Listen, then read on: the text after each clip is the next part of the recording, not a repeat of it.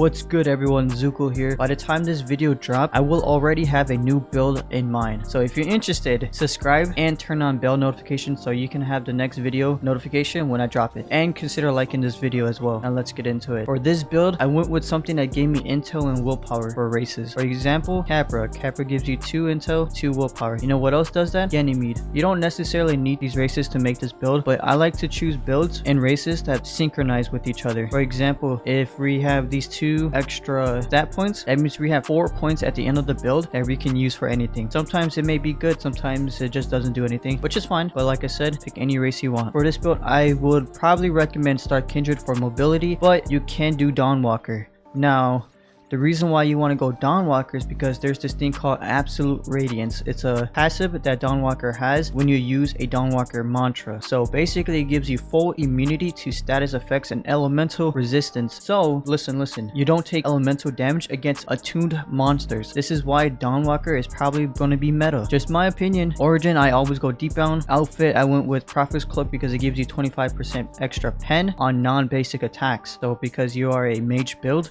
you're only going to be using mantras. That's why this is the best for all mage builds. That's why I use it often. For bell, honestly, anything you want to use. I don't really make builds surrounded by bells and stuff like that because sometimes we just don't need them. For you, in order for you to start this build, you need to level up first, right? Initially with 10 gale, 8 intel, 9 willpower. That's how the build's going to be. Straight from level 1. What you need to do, get this to 24 because it's the easiest to level up. Now that you hit your level and you get your first mantra, get this to immediately to 20. Why? Because it unlocks 1-star mantras for you, and the mantras you're going to need is Gale Punch, Tornado, Gale Lunge, and Tornado Kick. That's it. So now that we hit level 2, we got 20 into Gale, 24 into willpower, 8 into intel, right? Get this to 35. You're wondering, why do we have to get that to 35? Because it unlocks a certain card for you. But yeah, now that we're in here, make sure you grab stuff like Loot Skipper. Do not grab Fishman. You're going to want to grab your Condition Runner, grab your Blood Iron Spirits, grab your Neuroplasticity. I did grab Vacuum Punch, grab your Last Resort, grab your Old Habits Die Hard. If you wanted to go blinds here, you can grab all your Mental Fortress cards, grab your Ether Kit, Health Pack if you can. That should be it for now. So we're level 3, 20 into Gale, 35 willpower. We're going to start immediately to intel. Like, we got to get this thing straight to 25. Why? Because you get a card called Perfect Flash. You need this on every mage build you make. You're going to want this. Have your ever-changing Aegis. You get this straight to 50. You get that to 50 because you're going to grab a card called Underdog. You basically do 10% more damage to those with higher HP than you. This works on mobs. Grab your Giant Slayer, grab your Padded Armor, grab your Steel Scales. Now that we got 50 willpower, 25 intel, 20 gale, we want to go 40 because it gives us a card called Overflowing Dam. It doesn't work with M1s. You're going to understand that we're going to need 40 intel regardless. Grab your Eureka, grab your Ether Conduit. That should be fine for now. The reason why we go 40 before going into anything willpower, because if we go 65 to willpower now, we get a card called All the Dead Gods. I know it may not seem well, or it may not seem good, but it does work against stuff like Bone Boy and layer 2s. It stops them from passively healing. At this time, if you have it available, you equip a life funnel toll. When you shrine, you keep the life funnel toll. So now that we got 40 intel, 65 willpower, 20 gale breath, we need to go immediately to 50 fortitude. Why? Because we get special cards called Grand Support and Lord Commander. But before you do that, you first need to obtain Reinforce. Grab your exoskeleton to the finish, Warrior's Respite, and Previous Slumber. Don't grab this. You can grab your Fist of Fortitude. I like to use it especially in hell mode. Grab your Scuba Drowner, grab your Unfazed. That should be it for now. Now that we got our 50 fortitude, 40 intel, 65 willpower, we want to get this straight to 80. Now that it's 80, we get a card called Piercing Will. This card is very good, especially in the depth, because your sanity is always at stake.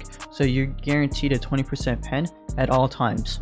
That's why I usually always grab it on most of my builds. Grab your Defiance and get your Heretic Sutra. Now that you have that, our last remaining points go into Intel, which gets us to level 15, which unlocks 2 good cards. One is called Ether Overdrive. It basically uncaps your Mantra pen, and you get your Nora Overload. Honestly, you probably don't even need it. I don't use modifiers like that, but I'm sure there's people who do, and they could utilize this card more than me. Grab your Thresher Claws, grab your Approaching Singularity. This card is very good. You should always grab this card. card. Grab your Master's Craftsman, put 1 point into agility, 1 point into charisma, 1 point into strength. From there, you save your shrine points. Once you hit Shrine of Order, this is what you're left with. Now go 25 charisma, go 25 agility, go 30 strength, and 30 fortitude. The reason we go with 30 strength and 30 fortitude because it gives us a card called Lose Your Mind. We go 25 agility for a card called Speed Demon, and we go 25 charisma for a card called Tough Love. Once we're done with that, go immediately to 80 Gale, and the build's basically done. For me, when I finished my layer 2 run, I was only at level 19. So what I did was put 82 points into Gale just so I could hit level 20